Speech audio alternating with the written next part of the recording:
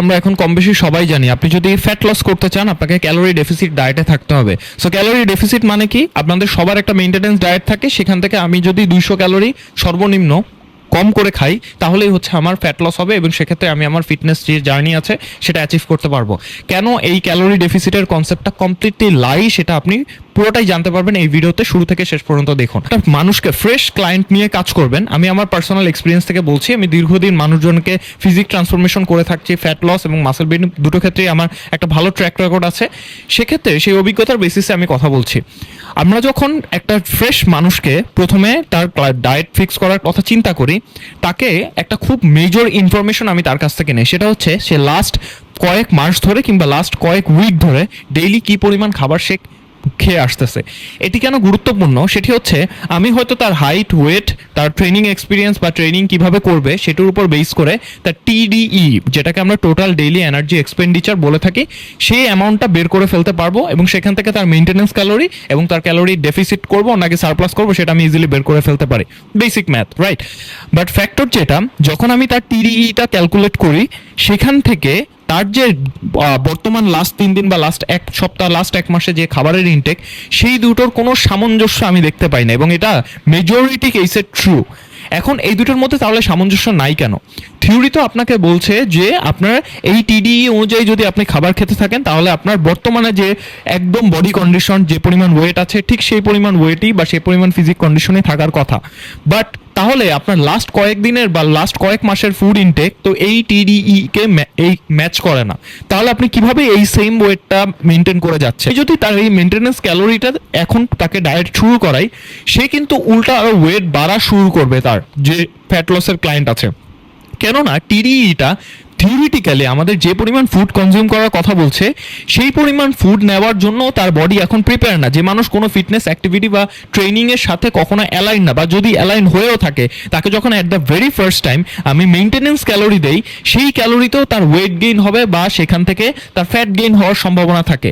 So তার মানে আমি যদি টিডিই থেকে 200 ক্যালোরি কাটও করি, চান্সেস আর হাই অনেক ক্ষেত্রে এই ক্ষেত্রেও তার ফ্যাট লসের রেজাল্ট আসবে না, কিংবা যার মাসেল বিল্ড করতে হয় এই টিডিএ থেকেও আমি যদি অনেক ক্ষেত্রে 500 ক্যালোরিও কম করি, স্টিল সে মাসল গেইন করতে পারে।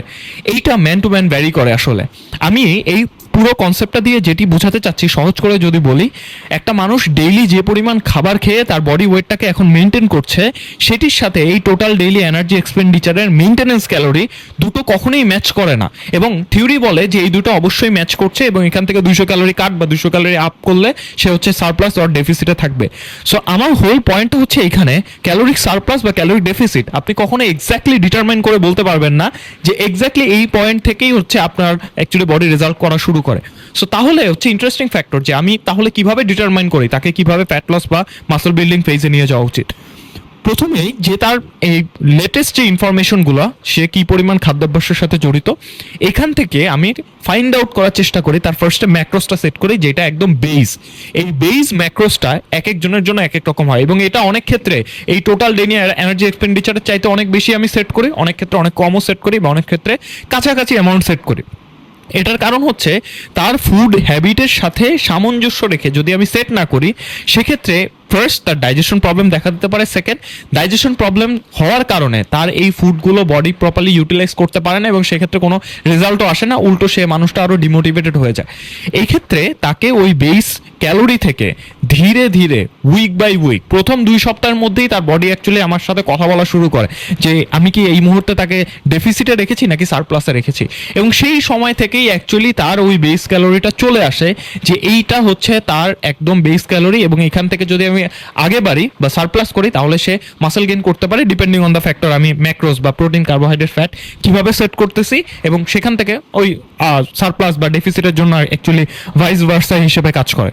সো তার মানে আমি যেটা বোঝাতে চাইলাম, আমরা একদম মোটা দাগে যে মেইনটেনেন্স ক্যালোরির কথা বলি, সেই মেইনটেনেন্স ক্যালোরিটা একটা থিওরিটিক্যালি যেটা আমরা পাই ক্যালকুলেট করে, সেটা একটা মিথ, এবং সেটা কখনো একদম ইনিশিয়ালি মানুষজনের বডিতে অ্যাকচুয়ালি যেটা ম্যাথ বলে সেটা থাকে না, সেটা থেকে অনেক বেশি বা অনেক কম থাকে, এবং সেটার ধারের কাছেও আমরা অ্যাকচুয়ালি পৌঁছাতে পারি না যে ওই ম্যাথ অনুযায়ী। এবং সব থেকে ভালো প্র্যাকটিস এইটাই, এই কারণে যে কোনো ডায়েট করার ক্ষেত্রে নিজে থেকে আপনার সারপ্লাস বা ডেফিসিট ফিক্স না করে কোনো সার্টিফাইড প্রফেশনালের কাছে গিয়ে আপনার ডায়েটটাকে ফিক্স করে ফেলুন, যাতে করে আপনার ক্ষেত্রে টাইম ওয়েস্ট না হয়। কারণ অনেক ক্ষেত্রেই দেখা যায় আমরা ইদার অনেক বেশি ক্যালোরি কনজিউম করা শুরু করি অথবা অনেক কম, বা ক্যালোরির হিসাবে যদি আমরা পারফেক্টও থাকি, ম্যাক্রোস হচ্ছে সব থেকে বিগেস্ট থিং। এখানে আমি কতটুকু কার্বোহাইড্রেট রাখবো, ধরে নিলাম আপনি বের করে ফেলছেন আপনার 1500 ক্যালোরিতে আপনি ডেফিসিটে আছেন, বাট স্টিল এই 1500 ক্যালোরির মধ্যে আপনি কতটুকু প্রোটিন পার্ট রাখবেন, কতটুকু ফ্যাট রাখবেন, সেইটা নিয়ে যদি আপনি কনফিউজ থাকেন, কিংবা কার্বোহাইড্রেট কি একেবারে বাদ করে দিবেন নাকি কার্বোহাইড্রেট সাইকেল করে রাখবেন, এই সব কিছুই আসলে আপনার